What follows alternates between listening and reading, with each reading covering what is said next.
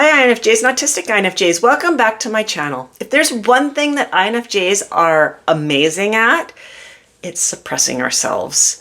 And most of the time, we don't even realize we're doing it. We shrink ourselves, we stay small, we hold ourselves back, not because we're incapable. It's because we've been conditioned to believe that taking up space was just wrong for us. Isn't that sad?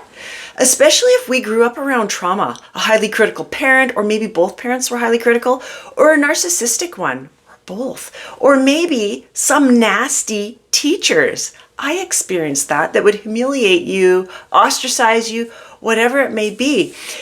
People are mean, right? I don't have to tell you that. You already know that. They can judge us. They can make us question our worth very quickly and make us feel left out. And that cuts deep and it hurts and it makes us feel very unsafe as children. I used to think that I was being considerate or humble, but the truth is I was just making myself invisible because my brain was programmed to believe that it would keep me safe. If I was invisible and nobody noticed me, then they wouldn't be mean to me and I would be safe. And feeling safe was something that I clung to because I didn't feel that very often when I was a child. So when something did feel safe, I clung on to it and I would repeat it over and over and over again. It became a coping mechanism for me that I carried into my adult life. And chances are you're unconsciously making yourself invisible too, because this is what we do. This will encourage us to use avoidance so that we will never live that life that truly makes us happy. So today I'm going to share 20 signs INFJs suppress themselves without even realizing it. These 20 signs may not even be something that you realized is a way that you suppress yourself. When I did work on this and was researching this, it was amazing how many of these I did that I didn't even realize was keeping me invisible. So it's quite interesting. By the end of this video, my goal is that you'll start seeing yourself differently and start showing up a little brighter. Baby step it. So this is the third video in my INFJ Success Blueprint series, 3-part video series. The first video I talked about our INFJ inferiority complex. The second video, I talked about one habit that keeps INFJs stuck. We self-sabotage ourselves with expectations. It's quite interesting, so go ahead and check out those first 2 videos. So if you're new to my channel, welcome. My name's Trina. If we haven't met yet, my name's Trina. I'm an INFJ and I'm also autistic. I created this channel with hopes of helping people like myself. I also help INFJs and autistic INFJs heal their self-love and find a level of self-acceptance through coaching classes and community. And I wanted somewhere I could share resources also. This is why I created the channel. So don't forget to check out the resource section in the description of this video. Welcome to my channel. I hope you find it helpful.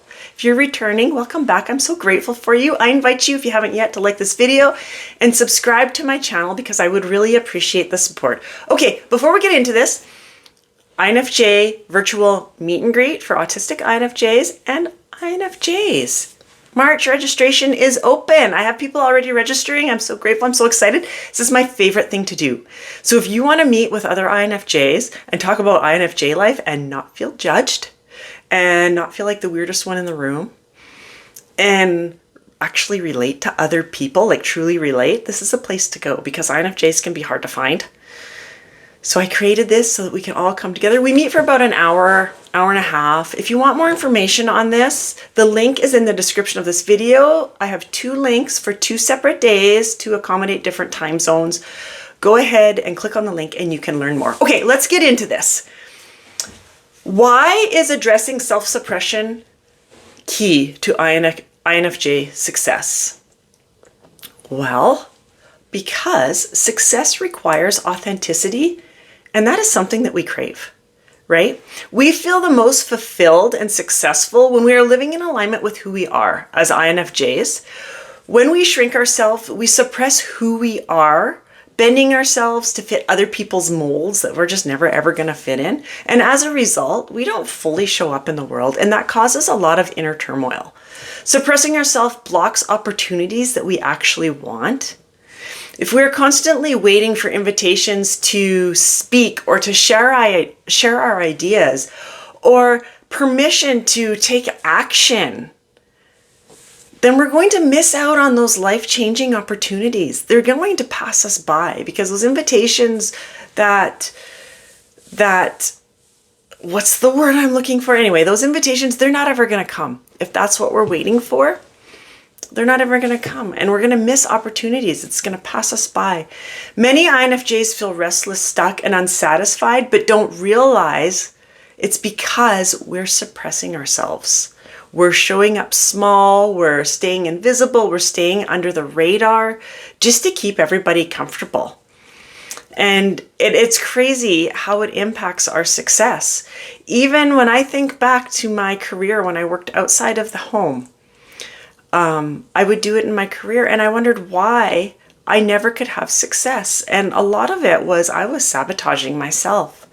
So anyway, here are 20 ways that you might not even realize you're suppressing yourself. So you may relate to some of these. You may relate to a whole bunch of these. You may relate to only a few of them. Be like, yeah, this is what I do. And that's okay. That's okay. You don't have to relate to them all. If you relate to them all, that's fine. Don't judge yourself. It's just good that we noted them and be like, oh, okay, this is something I need to watch for. So I had to throw that in there because if you're like me, you could easily beat yourself up about doing stuff that's making it worse for you. I used to do that all the time. So we don't want to do that. That's not the point of this video. All right, number 1 on how INFJs and autistic INFJs can suppress themselves. Pretending to be fine when we're actually struggling. You guys do that? I used to do it all the time. I don't anymore, but I used to. It's okay to ask for help, especially when someone offers it or asks how you're doing. When they ask, they want to know. They're actually probably concerned and they want to know, how are you doing? They're curious. Pretending to be fine actually is one of the 4 control dramas. Have you ever heard of control dramas? These are quite interesting. We use them. It's a coping mechanism that we use. There's 4 of them. And we'll have one. I'm not going to get into deep into these because this would be a video for another day, but they're fascinating. It's worth a little Google search, control dramas, and start reading about them because there's 4 different ones. And there's one main one that we're going to use. And then there's a second one that we will use off and on. But what's really interesting is when you learn about these control dramas, paying attention to your family dynamics and thinking back to when you were small and what your parents used as control dramas. And it's all about energy, fighting to gain energy and to be noticed, that sort of thing, which is interesting that it goes with this because we're suppressing ourselves. But we as humans, not just INFJs, as humans in general, we use these control dramas. And there's been research done on them. If you're a spiritual INFJ, then you might want to read the Celestial Prophecies. I remember the name of the book. I'll try and remember to put the name of the book in the description of this video. And it talks about these control dramas. Anyway, it's quite interesting. So when we say that, oh, you know what, we're fine, it's okay, no big deal, but we're actually struggling, we just hope people will notice our problem, but in reality, they're probably not going to notice it then, and we're going to feel unseen, unheard, and even more isolated. Kind of went off a little bit there talking about the control dramas, but I do highly recommend that you research them. And when people ask how you are or if you're struggling, do speak up. Be honest. Number 2 on how we suppress ourselves is dismissing compliments. I was so good at this. We do this because deep down, we don't believe them. So we dismiss them. This keeps us feeling small. Own it. If somebody gives you a compliment, accept it. Thank you. I mean, you don't have to like do a little dance. Just accept it. Well, thank you. That's nice. Thank you. And you know, later on, as you're walking away, you can just kind of give yourself a pat on the back. Own it. Accept it. We need to do that. I was bad for this. I wouldn't do it. I'd be like, oh yeah, okay, thanks. And then I'd like walk away and not think about it again. It's okay to be proud of yourself. Number 3 on how we suppress ourselves. Self-neglect is confused with living simply. So what I mean by this is we'll feel anger or resentment towards those who have nice things or who keep their house really, really clean. But we simply say we live simple. That's keeping us small. It's keeping us from those things that we really want, right? I used to do this too. I was horrible with that. Number 4. This is a big one, and I didn't realize what an impact it made on us. Walking quietly or adjusting your steps to match others or walking behind them. That's what I did. I always walk behind, make myself walk behind. Subconsciously, this is shrinking our physical presence, so we don't take up space. It's crazy what it does. So don't do that. Start working on it. Number 5, wearing neutral or safe clothing. Okay, this is a big one. So avoiding bright colors, bold patterns, or outfits, even when deep down you're drawn to them, so that you don't stand out, because we don't want to draw attention to ourselves. Now, as an INFJ, I know we tend to like the calmer colors. But years ago, when I was working on this part of me, I opened up my closet and everything was black. Everything was black. And I do like a little bit of color, not the bright, bold ones, but I do like a little bit of color. And I'm like, oh yeah, because I thought black, it's neutral. Nobody will notice me, right? I can just be invisible like the ghosts going through. So that's keeping us small. Number 6. Actually, back to number 5, even as a child, when I look back in my pictures, it was all very neutral, dark colors that nobody would notice. So I did that for a number of years. Number 6, how we suppress ourselves. Lowering our voice in a conversation. Do you do this? Naturally speaking softly, even when we have something important or helpful to share. So we don't seem like we're too much, or we don't get too much notice. I wouldn't even share. I could have an answer that they were looking for, especially in my work environment when I was working outside the house. And in my brain, I would have the answer and I wouldn't share it. I'd keep it inside and not share it and wonder why I could never have success. Number 7. We're on number 7. Yes, number 7. Having a messy or cluttered space. INFJs, we are super creative. We are some of the most creative people on this earth. Even if you don't think you are. I always have to throw that in there because for my entire life I was told I had nothing to offer. I was plain, I was boring, I had no talent, I'm not creative. That's what I believed until I was almost 40. And then I discovered once that INFJs are some of the most creative people, and I had to research that on famous INFJs, and I was blown away. So then I'm like, okay, you know what? I'm going to own this. I'm creative. And you know what? We are. We're some of the most creative people. We need to be creative. If you're struggling with feeling happy, start being creative. Do something. Go paint a picture. I don't know. Do something, whatever it is that you like to do. Pardon me, I got a frog. For me, I like writing. I'm a writer. I love to write. Go do something. But when we have clutter, back to what I'm talking about, when we have clutter around our work area, this doesn't give us room to dream and create. The clutter, it just doesn't. It's actually going to feed dysregulation, and it's something that INFJs and autistic, especially autistic INFJs, will struggle with. So clutter, if you've got papers and pencils and everything all cluttered around, maybe on your floor, and I say that because sometimes my work area gets cluttered, and then I'm like feeling out of sorts, and I look at it, and I'm like, oh, I know what's going on. I need to clean this up, so that I have space, so that I can create and I can dream and be who it is that I want to be, and then I feel happy again. So keep things tidied up. I'm not saying go on a rampage and like disinfect your whole house, although if that's what makes you happy, then I encourage you to do it. Okay, what number? That was number 7, having clutter. Number 8 on how we show up small, things that will make us suppress ourselves. This is a huge one. Not exercising. You know, making excuses why we can't exercise, or there's just no time in the day, and every excuse. I know I've been there. Maybe we don't feel like it. There's lots of things we don't feel like doing, but we still do. Exercise is a big one that we will avoid if we're suppressing ourselves, because exercising makes us feel good. It makes us feel better, and it gives us more motivation.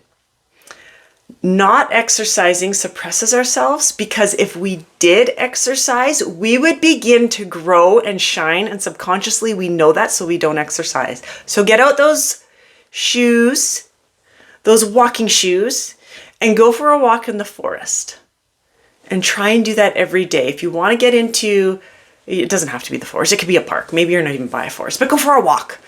If you have a trouble with this habit, one thing that really helps me for exercising, well, I've exercised for years now because I love it, but when I started exercising and I wanted to form the habit, I checked off on my calendar every day I exercised with colorful pens, because I like color, so that at the end of the month I could see how many days I missed and how many I exercised, and it just fed that part of my brain that likes gratification.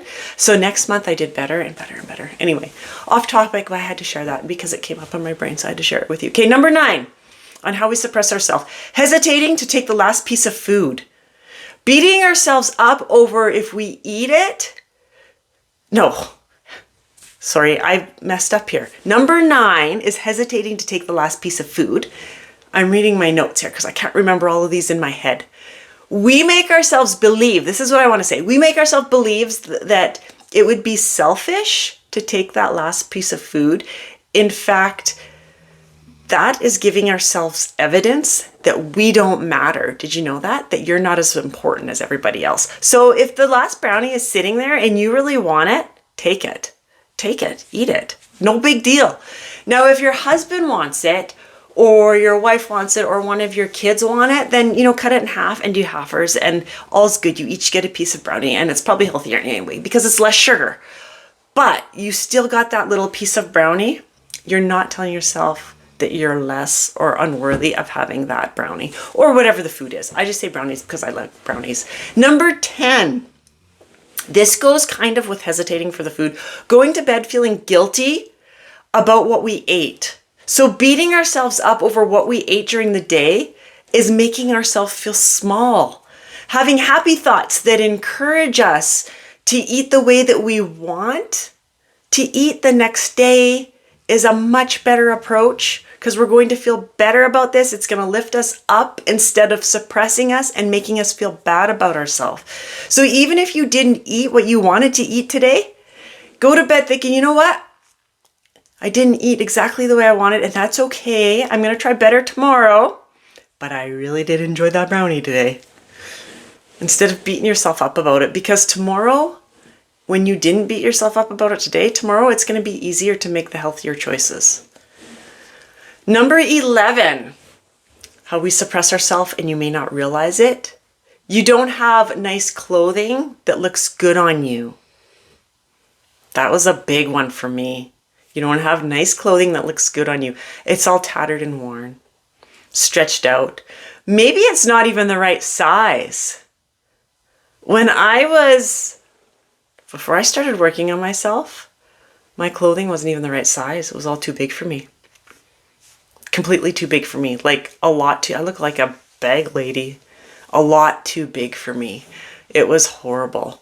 Even if you can't afford new clothing, you won't buy it because you tell yourself that you're a better person for not wanting those material things. So you don't have nice clothing hanging in your closet. This suppresses ourselves by feeling unworthy or small and making yourself feel like garbage when you wear it. Now, I understand. I've been a single mom. I've been there. We don't always have the money to go buy the things that we really, really want. I've shopped at many secondhand clothing stores for many, many years. And it does take a little bit of snooping around, but you can find very nice clothing at those stores. And that's what I wore. And that's what my oldest son wore all the time too.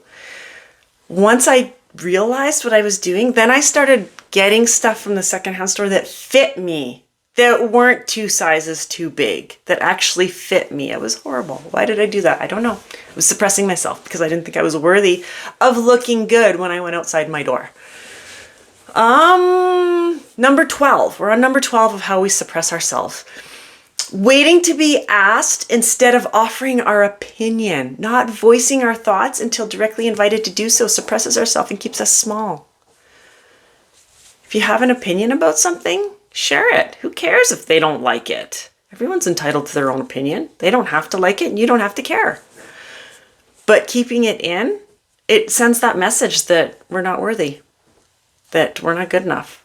And it hacks on that self-worth and we just stay small. So we don't want to be seen anymore. Number 13 on how we suppress ourselves is avoiding self-promotion, downplaying our achievements instead of celebrating them.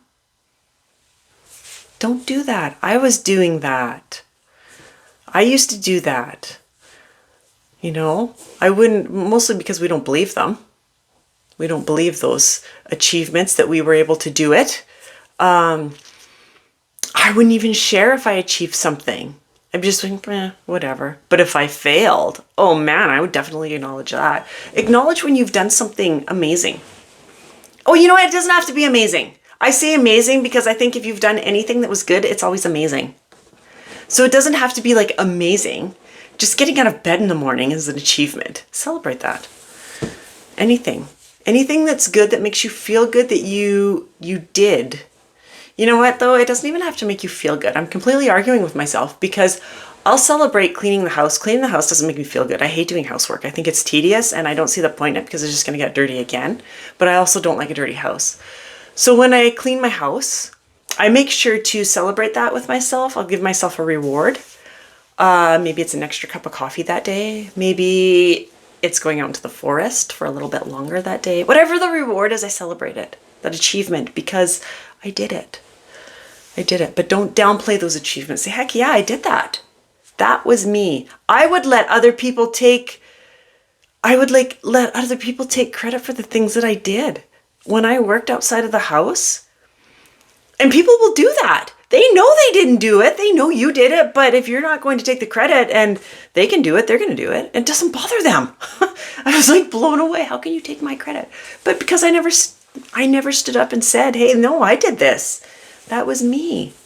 So it sent the message to myself that I wasn't worth it. Number 14.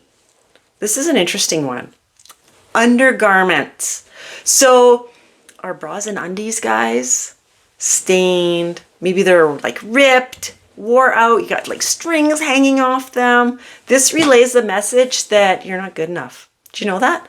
Huge. What's interesting about this is when I started improving my self-worth, I naturally improved my wardrobe. And when I think back, oh yeah, my undergarments were like in bad shape. I think when I was like 30, I was still wearing the same undergarments the same undies that I was wearing when I was like 14. How disgusting is that? Because I didn't think I was worth it. I didn't think I was worth spending money on myself for that. So that's quite interesting. So pay attention to that. I'm not saying go out and, that crazy woman on YouTube told me I could go buy new underwear and I'm going to go to Victoria's Secret and spend a whole bunch of money. I'm not saying that. Do what you can do, but if they're in bad shape, Walmart has some great stuff. Or wherever you need to go that you can afford it. Just, treat yourself. You don't have to go crazy and buy 10 bras, but, one that's in nice shape will make yourself feel better that day. Or if you're a guy, maybe it's underwear or socks. Anyway, it's a weird topic to talk about, but I had to talk about it because it was an impact on me in my life. Number 15. Softening our emotions in relationships, not voicing how we truly feel, even if we're hurt, because conflict is unbearable. That's making us small. It's suppressing ourselves. Don't do that. We're great at doing that. I did that lots. Number 16, we stay in toxic relationships that we know are never, ever going to get better. This suppresses us because it ties up our energy and prevents something better from coming into our life. And subconsciously we know it and we keep ourselves there. It's crazy. I was guilty of this for many years. Number 17. We really want a relationship. We would really love to get into a relationship, but we don't even try to find one. So putting ourselves out there is scary. It's triggering. There's chance of rejection, chance of abandonment. And a lot of INFJs, autistic INFJs, we don't want to experience that anymore. And these are powerful fears. But by not trying is also risking good things that are going to pass you by. Yeah, it might go bad. It might, but it might not. It might be a great thing. And if it does go bad, it hurts, I know, but that's the way it was supposed to go, and it probably did you a favor. So just keep that in mind, that's keeping ourselves suppressed. We want a relationship, but we don't even try and find one. Number 18, choosing a career path that feels safe instead of one we truly want. I did that for a number of years. It was horrible. Prioritizing security or expectations over passions is keeping us small, keeping us from finding good things. If we're in a career we don't want, there's nothing there for us. That's why we don't want it. Follow your passion, and who cares what everybody else thinks? That was a huge thing for me. I was scared of being judged and people noticing me, but people need to notice you, even though it's scary. Number 19, editing or deleting messages before sending them is suppressing ourselves, keeping us feeling small, overthinking texts, emails, or social media posts to make sure that they sound acceptable and everyone's going to stay comfy that might read it, instead of just expressing how we truly feel and letting our true light shine. This is sending messages that we're not important, that we are small and we're not worth it. And it's going to make us feel even worse. Number 20, the last one. Feeling guilty about taking up space. Do you just apologize for no reason? I used to do that all the time.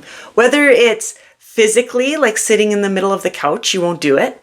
You'll go to like the edge so you're not taking up space. Emotionally, so you're not expressing your needs at all. You just stay in at that rut and not being happy at all emotionally or energetically.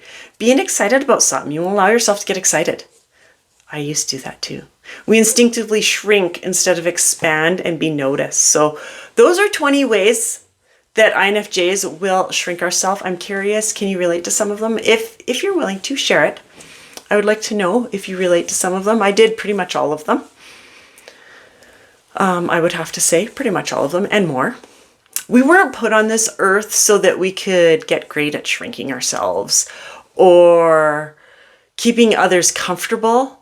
That's not our responsibility. The world needs the full version of you, not the watered down one. You know, I truly believe that we all have a reason for being here, that we were put here for a reason, and that we all bring something valuable to the table. And whatever that valuable is tied to our uniqueness. That's why we have it. That's why there are things about us that other people don't have. Our uniqueness. That's why we have it. So I believe that's why we are all so unique. So whatever it is that you've tried to suppress because it's what has gotten you noticed, and maybe some people didn't like that, that's exactly what the rest of the world needs to see, because that's why you have it. You need to share it. That's what I truly believe. So stop waiting for permission. Stop playing small. And start showing up as the INFJ that you were meant to be. Because the moment you do, I guarantee everything changes. Everything will change for you. And it's quite amazing when that happens. Thank you so much for joining me. I hope this was helpful. Again, I invite you to like this video, subscribe to my channel, and feel free to share it. The more times it's shared, the more INFJs we get to help, and that's what it's all about. And don't forget, if you're interested in the virtual INFJ meet and greet, the link is in the description of this video. Don't show up small anymore. Go buy new undies if you need to. It's what I had to do. It'll make yourself feel better. Thanks for joining me. I'll see you again soon. Bye for now.